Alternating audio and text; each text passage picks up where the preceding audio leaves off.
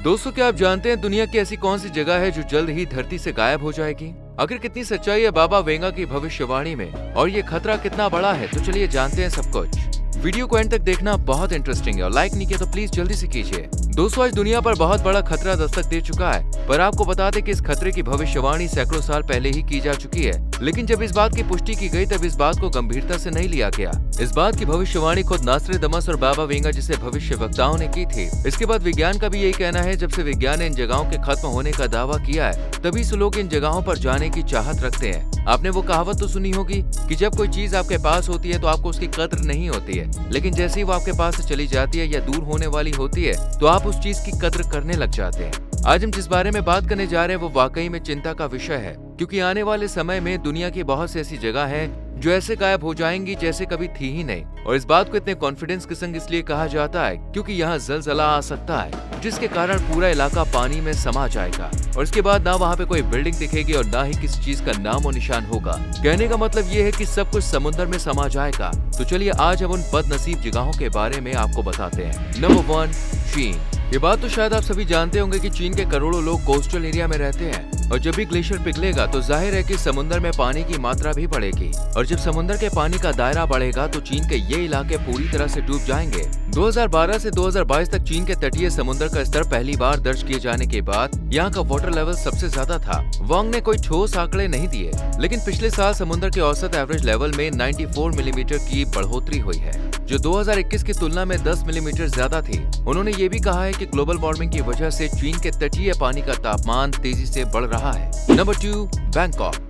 आजकल लोग कंस्ट्रक्शन करवाने में इतना बिजी हो चुके हैं कि उनको अपने फायदे के अलावा कुछ भी नहीं दिखता है, जिसका असर आने वाले समय में दिखाई देगा, क्योंकि समुद्र में पानी का लेवल इस कदर तेजी से बढ़ रहा है कि वो दिन दूर नहीं है जब समुद्र के आसपास के इलाके समुद्र की गोद में समा जाएंगे और उनमें से ही एक है बैंकॉक। क्योंकि वर्ल्ड इकोनॉमिक फोरम की माने तो आने वाले समय में बैंकॉक समुद्र में समा जाएगा और बस वो भूली बिसरी यादों में ही रह जाएगा और हम चाहकर भी इसे नहीं बचा पाएंगे, क्योंकि जब हमारे पास टाइम है तो हम नेचर के संग खिलवाड़ कर रहे हैं और नेचर भी बदले में अब हमारे संग वही कर रहा है जो बरसों से हम उसके संग करते चले आ रहे हैं। Number 3, Kiribati. ये एक छोटा सा आइलैंड है। किरिबाती 33 एटॉल और रीफ द्वीपों को मिलाकर बना है। इन 22 द्वीपों में इंसानों का बसेरा है। किरिबाती की कुल आबादी 1,03,500 है। इस देश की 90% आबादी गिलबर्ट द्वीप में ही रहती है।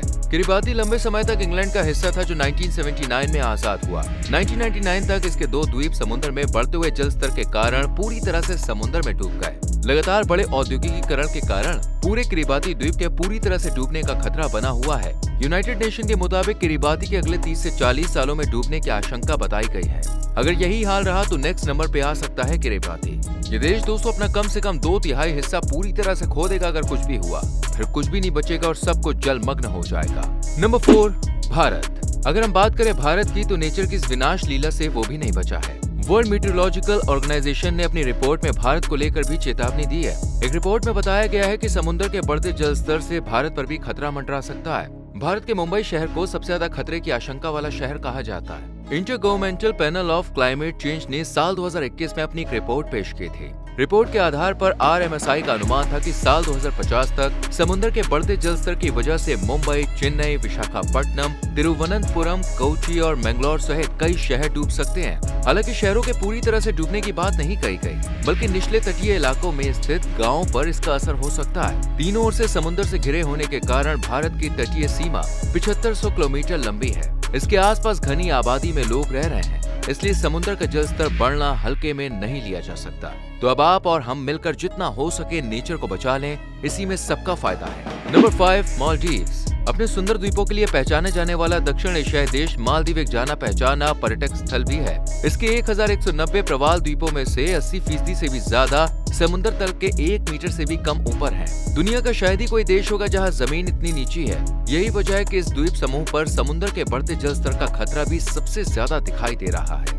National oceanic and atmospheric administration के मुताबिक समुद्र का स्तर तेजी से बढ़ रहा है। यूनियन ऑफ कॉन्सर्न साइंटिस्ट्स के मुताबिक डूबने वाली जगहों में सबसे ऊपर मालदीव है। 1200 छोटे बड़े आइलैंड से मिलकर बने इस देश का 77% हिस्सा आने वाले समय में गायब हो जाएगा। नंबर 6, ढाका।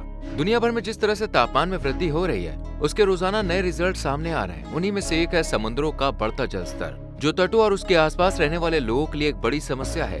जिस तरह से तापमान में वृद्धि हो रही है और समुद्र गर्म हो रहा है, उसके चलते समुद्र का जल स्तर बढ़ता जा रहा है, साथ ही अधिक शक्तिशाली भी होता जा रहा है। बांग्लादेश भी इससे अछूता नहीं है। अनुमान है कि 2050 तक इस कारण होने वाली समस्या का असर वहाँ रहने वाले 13 लाख लोगों के जीवन पर पड़ेगा। अगर बांग्लादेश की स्थिति को देखें तो यह समुद्र के बढ़ते जल स्तर के लिए अति संवेदनशील है, क्योंकि यहाँ की भूमि काफी नीची है।